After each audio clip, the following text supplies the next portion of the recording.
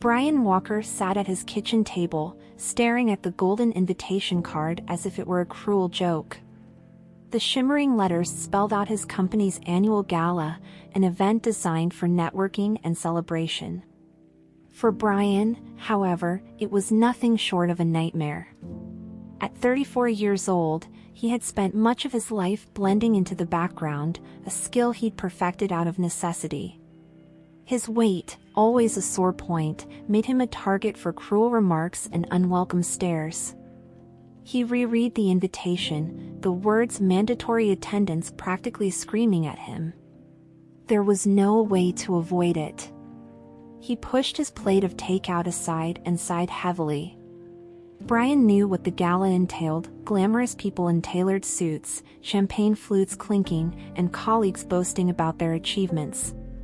He'd attended once before, years ago, and it had been a disaster. The jokes about his size, the looks of disdain, it was all too familiar. This time, though, the stakes were higher. His manager had explicitly said the event was critical for his career. Attendance wasn't optional if he wanted to keep his position secure. For days, Brian agonized over the decision. He tried on the suit he had worn to his cousin's wedding, only to find it uncomfortably tight. The mirror reflected every insecurity he had tried to bury. Despite his hesitation, he knew he had no choice. On the evening of the gala, he arrived at the venue early, hoping to avoid drawing too much attention. The grand hall was breathtaking, with its glittering chandeliers and polished marble floors. Guests arrived in sleek cars, stepping out in designer clothing that seemed tailored to perfection. Brian lingered near the entrance, adjusting his ill-fitting jacket and wishing he could disappear. The room was already buzzing with laughter and clinking glasses, a world he didn't feel part of. He headed toward a quiet corner, grabbing a glass of water in hopes of blending into the background. His plan was simple: stay invisible, endure a few hours, and leave unnoticed. But as the evening unfolded, it became clear that invisibility wasn't an option for someone like Brian. The first blow came when Tony Marston, one of the company's rising stars, spotted Brian near the buffet table. Tony was everything Brian wasn't: charming, fit, and endlessly confident. He was the kind of man who commanded attention with ease, surrounded by colleagues eager to bask in his glow. When his eyes landed on Brian, a slow grin spread across his face, and Brian knew trouble was coming. "Brian!" Tony called out, his voice carrying over the hum of chatter. Heads turned, and Brian froze, clutching his plate tightly. "Didn't know they were letting the kitchen staff join the party this year," Tony quipped, loud enough for the surrounding group to hear. The laughter was instant, sharp and cutting. Brian's cheeks burned as he tried to muster a response, but nothing came. "Or maybe it's a costume party?" Tony continued, stepping closer. "You've really nailed the suit that doesn't fit look." The group erupted again, their laughter ringing in Brian's ears. He wanted to sink into the floor, to disappear entirely, but there was no escape. The room felt smaller, the air heavier. As Tony raised his glass in a mock toast, Brian muttered an excuse and fled toward the terrace, the sound of laughter following him like a shadow. The terrace was quiet, the cool evening air a welcome reprieve from the suffocating atmosphere inside. Brian gripped the railing, his knuckles white as he tried to steady his breathing. The humiliation was overwhelming, a familiar ache that had haunted him for as long as he could remember. He stared out at the city lights, their twinkle mocking his misery. He thought about the countless times he had been ridiculed for his weight, from childhood playgrounds to office break rooms. For years, Brian had told himself that he didn't care, that the opinions of others didn't matter. But tonight, the cracks in that facade had widened. He cared deeply, too deeply, and it hurt. He replayed Tony's words in his mind, each one cutting like a knife. But as the sting of humiliation settled, a new feeling began to take its place. It wasn't anger at Tony or the others who had laughed. It was anger at himself. He was tired of being a target, tired of letting others define his worth. Brian straightened, the cool breeze brushing against his face. He didn't know exactly how he would do it, but he made a silent promise to himself. This would be the last time he felt like this. He wasn't going to change for Tony or anyone else. He was going to change for himself. With that, he left the terrace, the weight of the night still heavy on his shoulders but a small spark of determination burning within.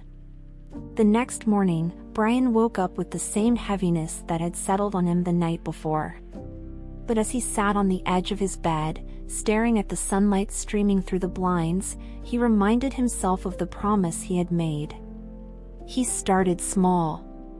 That evening, after work, he put on a pair of sneakers that hadn't been used in years and went for a walk around his neighborhood. The first block was exhausting, his legs protesting every step. By the time he returned home, his shirt was soaked with sweat, and he was out of breath. But he had done it. And the next day, he did it again, adding another block to his route. Each step felt like a tiny victory, a reminder that change was possible, even if it was slow. Brian avoided the scale, focusing instead on how he felt. There were days when his muscles ached and his resolve wavered, but he pushed through, reminding himself of why he had started. After a month of walking, Brian decided it was time for the next step. Joining a gym was intimidating, the thought alone enough to make his stomach churn. But he knew he couldn't do this alone forever. The first day was overwhelming. The walls of mirrors reflected his insecurities back at him, and the machines looked more like torture devices than tools for fitness. He stuck to the treadmill, keeping his head down and avoiding eye contact. Over time, the gym became less daunting. Brian learned to tune out the world around him, focusing on his progress. He added weights to his routine, his confidence growing with each new achievement. There were moments of self-doubt, times when he felt like giving up, but he reminded himself of how far he had come. Each drop of sweat was a testament to his resilience, and he refused to let fear hold him back. It was on one of Brian's toughest days at the gym that he met Greg, a fitness trainer with a warm demeanor and a knack for spotting people who needed guidance. Brian had been struggling to adjust a weight machine, his frustration mounting as sweat dripped down his brow. "Need a hand?" Greg asked, his tone friendly but not patronizing. Brian hesitated, unsure if he could trust the man's intentions. But something in Greg's smile put him at ease, and he nodded. Over the next few weeks, Greg became an unexpected source of encouragement. He offered tips on proper form, helped Brian develop a balanced routine, and even introduced him to healthier eating habits. Unlike others, Greg never commented on Brian's weight or made him feel lesser for his struggles. "It's about progress, not perfection," Greg would say, a mantra that slowly replaced the self-critical voice in Brian's mind. With Greg's support, Brian began pushing past his limits, discovering a strength he hadn't known he possessed. Despite his growing confidence, the journey was far from easy. There were days when Brian felt as though he was climbing an endless hill. Cravings for comfort food clawed at him during stressful moments, and the sight of coworkers indulging in greasy lunches didn't help. One particularly bad week, he caved, ordering a burger and fries late at night. The guilt that followed was suffocating, and Brian found himself questioning whether he could truly change. The next morning, Greg noticed Brian's demeanor. "Rough night?" he asked casually. Brian admitted to his slip-up, expecting judgment. Instead, Greg shrugged. So what? One bad meal doesn't erase all your hard work. The important thing is that you don't let it turn into a habit. Now let's get back to it. The words were simple but transformative. For the first time, Brian realized that progress wasn't about being flawless, it was about persistence. As the months passed, Brian began to notice changes. His clothes fit looser, and the reflection in the mirror no longer felt like a stranger. He could jog for longer distances without losing his breath, and he'd added a considerable amount of weight to his lifts. Each milestone, no matter how small, filled him with a sense of accomplishment. But the most profound change wasn't physical, it was the quiet confidence that began to take root inside him. At work, Brian found himself speaking up more in meetings. His ideas, once drowned out by self-doubt, were now met with nods of approval from his manager. Even his interactions with co-workers shifted. Though he still avoided Tony's orbit, he started building connections with others in the office. People began to see Brian not just as the quiet guy in the corner, but as someone with valuable insights and a dry sense of humor. One Saturday afternoon, Brian found himself in a department store, trying on suits for the first time in years. His old wardrobe no longer fit, and he wanted something that reflected the new version of himself. As he adjusted a blazer in front of a mirror, he heard a familiar voice behind him. "Brian? Is that you?" Turning, he saw Sarah, the kind coworker who had defended him at the gala. Her eyes widened as she took in his appearance. "Wow, you look amazing. I almost didn't recognize you." Brian felt a mix of pride and embarrassment. "Thanks," he said, smiling shyly. Sarah beamed. "Seriously, whatever you're doing, it's working." They spent the next hour catching up, chatting easily in a way Brian never would have imagined months ago. As they parted ways, Brian couldn't help but feel buoyed by her warmth and encouragement. Several months later, another golden envelope arrived in Brian's mailbox. It was the annual gala invitation, and this time, it brought a different kind of anxiety. The memory of last year's humiliation lingered, but so did the realization of how far he'd come since then. Brian debated whether to attend, but a voice inside him urged him to face the challenge head-on. With Sarah's help, Brian selected a sleek, tailored suit that highlighted his progress. When he looked at himself in the mirror, he barely recognized the man staring back. The tight jacket and self-conscious fidgeting were gone, replaced by someone who carried himself with quiet confidence.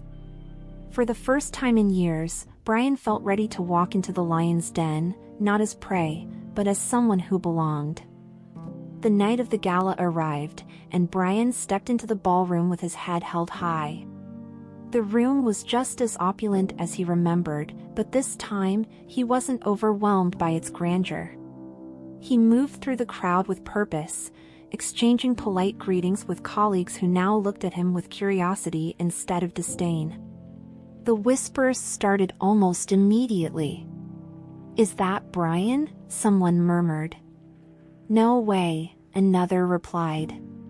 The transformation was undeniable, and Brian could feel the eyes on him. But instead of shrinking under the attention, he stood tall, letting their curiosity wash over him. He grabbed a glass of water and joined a conversation circle, participating with ease rather than hanging on the edges. It wasn't long before Tony spotted him. The shock on his face was almost comical. "Brian?" Tony said, his voice louder than necessary.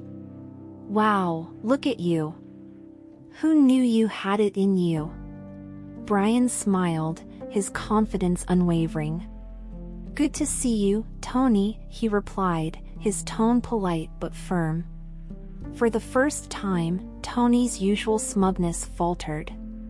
Tony attempted a few jokes, but they landed awkwardly. The power dynamic had shifted, and Brian could see that Tony wasn't sure how to handle it. Brian didn't linger, excusing himself to join another group. As he walked away, he felt a sense of triumph. Tony no longer had the ability to diminish him. As the evening progressed, Brian found himself mingling with colleagues who, just a year ago, barely acknowledged his presence. Their reactions ranged from genuine admiration to thinly veiled curiosity. But the moment that solidified his transformation came when his name was called unexpectedly from the stage. "Ladies and gentlemen," the host announced, "we'd like to recognize one of our colleagues for his exceptional contributions this year. Please welcome Brian Walker to the stage." Applause erupted as Brian made his way forward, his heart pounding but his steps steady. He hadn't anticipated this, but as he took the microphone, he realized this was his moment. Standing under the bright lights, Brian surveyed the crowd. The same faces that once sneered at him were now focused intently on his every word. "A year ago," he began, "I stood in this very room feeling like I didn't belong. Tonight, I stand here as proof that change is possible, not just physically, but mentally and emotionally. Progress is about taking one step at a time, even when the path seems impossible." His words hung in the air, and for the first time in his life, Brian felt truly seen. The applause that followed Brian's speech was thunderous. Colleagues who had barely acknowledged him before were now clapping with enthusiasm, and even Tony stood, though reluctantly. Brian stepped off the stage, his chest swelling with pride. Sarah caught his eye from across the room, her smile wide and genuine. As he rejoined the crowd, people approached him, offering congratulations and sharing how his words had inspired them. One junior employee admitted, "I've been struggling with feeling out of place here. Hearing you tonight, it gives me hope." Brian nodded, realizing that his journey wasn't just about him anymore. It was about showing others that change was always within reach. Later in the evening, Brian found himself face to face with Tony once again. This time, there was no mockery in Tony's expression. "Hey, Brian," he began awkwardly, swirling the drink in his hand. "I just wanted to say, I didn't mean to be such a jerk last year." Brian studied him for a moment, then nodded.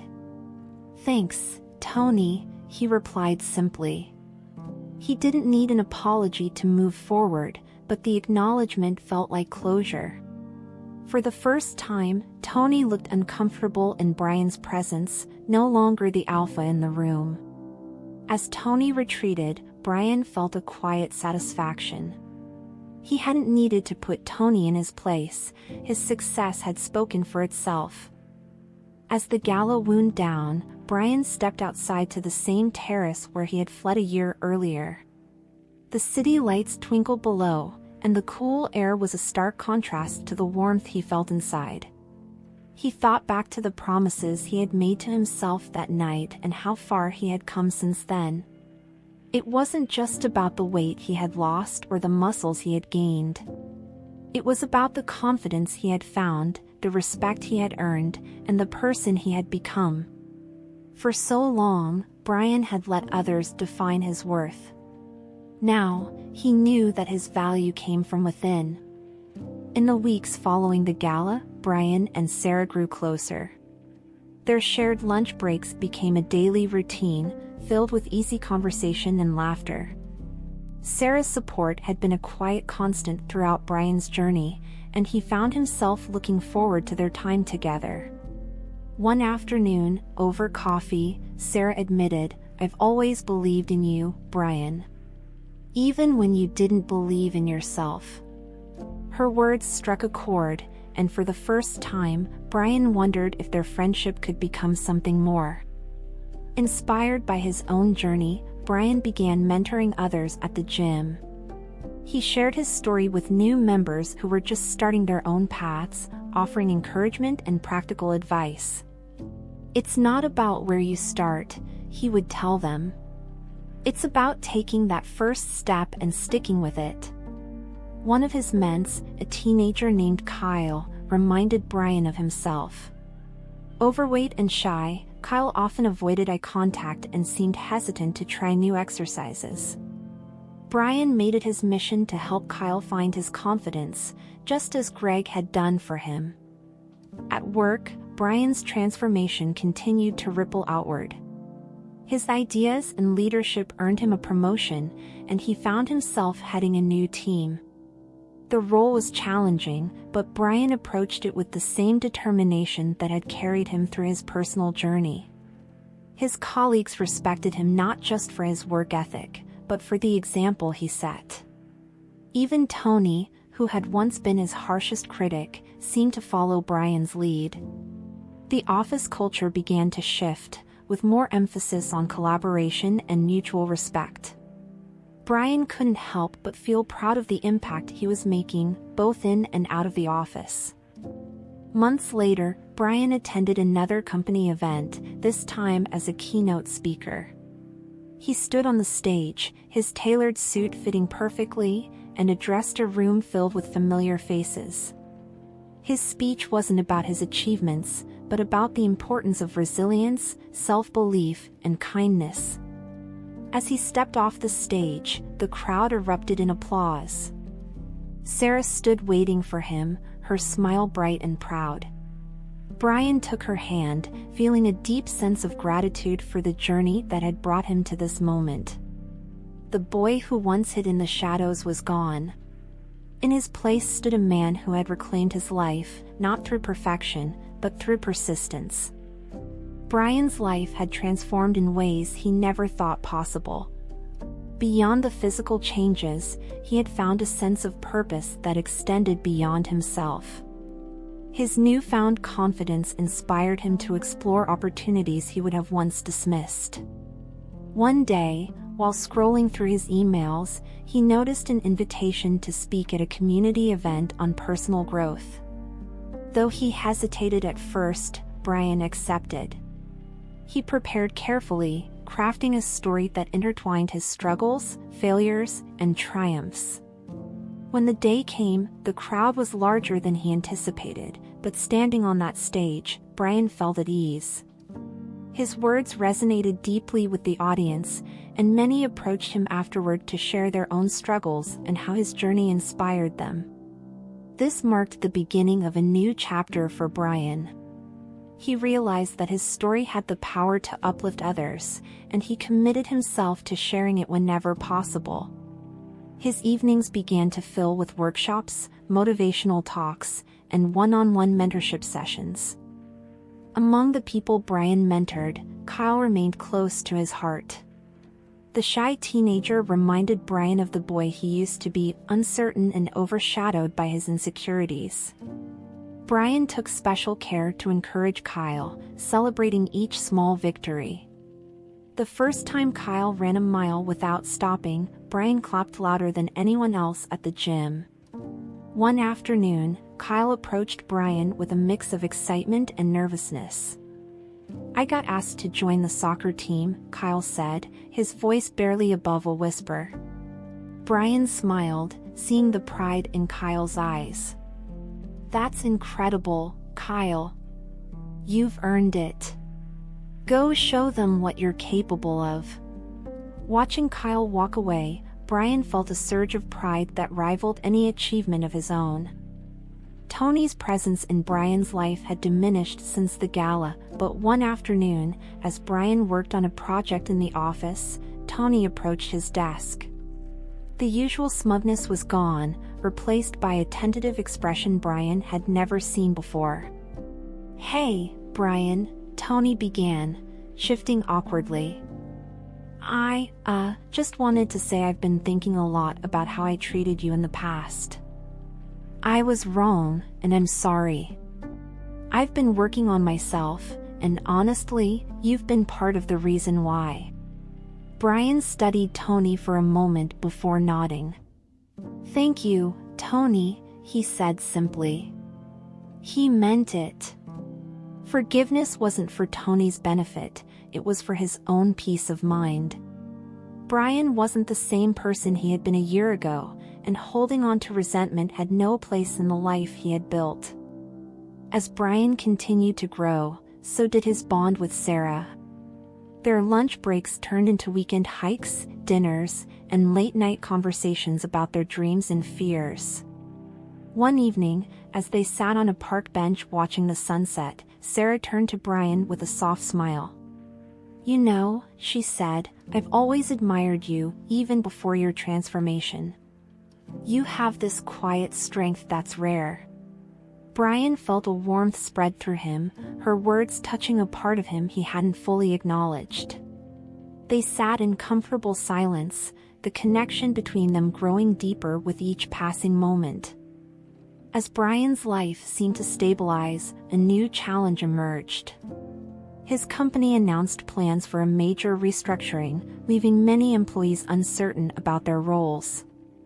Brian, now a team leader, felt the weight of responsibility as his team looked to him for reassurance. Instead of succumbing to the pressure, Brian stepped up. He advocated for his team, ensuring their contributions were recognized during the transition. His efforts didn't go unnoticed.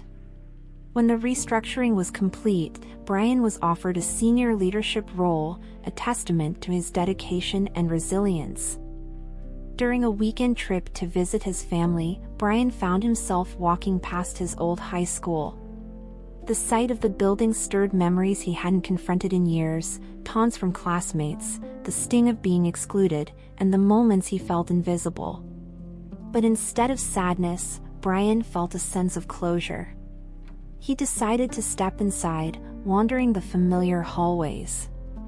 A group of students passed him, laughing and chatting, and Brian couldn't help but smile. He saw himself in their youthful faces, a reminder of how far he had come. At work, Brian's efforts to create a positive and inclusive culture earned him a nomination for an Industry Leadership Award. When he received the email confirming he had won, he was stunned. The award ceremony was held at a prestigious venue, and Brian found himself on stage once again, accepting an honor that felt surreal. "This isn't just about me," Brian said during his acceptance speech. "It's about everyone who believed in me, even when I didn't believe in myself. It's about showing that no matter where you start, you can create a better future." As Brian's influence grew, he began organizing community programs focused on health, confidence, and self-improvement. His workshops attracted people of all ages, each bringing their unique struggles.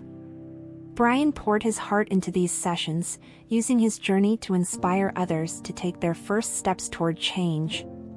He watched as attendees found their own victories, from running their first mile to landing a new job. Each story filled Brian with gratitude, a reminder of how interconnected people's journeys could be. On a crisp autumn evening, Brian found himself standing on the terrace of another gala, this time with Sarah by his side. The city lights stretched out before them, and the air was filled with the hum of laughter and music. Brian took a deep breath, marveling at how much had changed since that fateful night years ago. "You've come a long way," Sarah said, slipping her hand into his. Brian smiled, his heart full. "We both have," he replied. Brian's journey had been one of transformation, but as he reflected on it, he realized that the true victory wasn't in losing weight or gaining recognition. It was in finding the strength to face his fears, the courage to embrace change, and the grace to forgive both others and himself. As he stood among friends and colleagues, Brian felt a profound sense of peace. His story wasn't just about overcoming humiliation.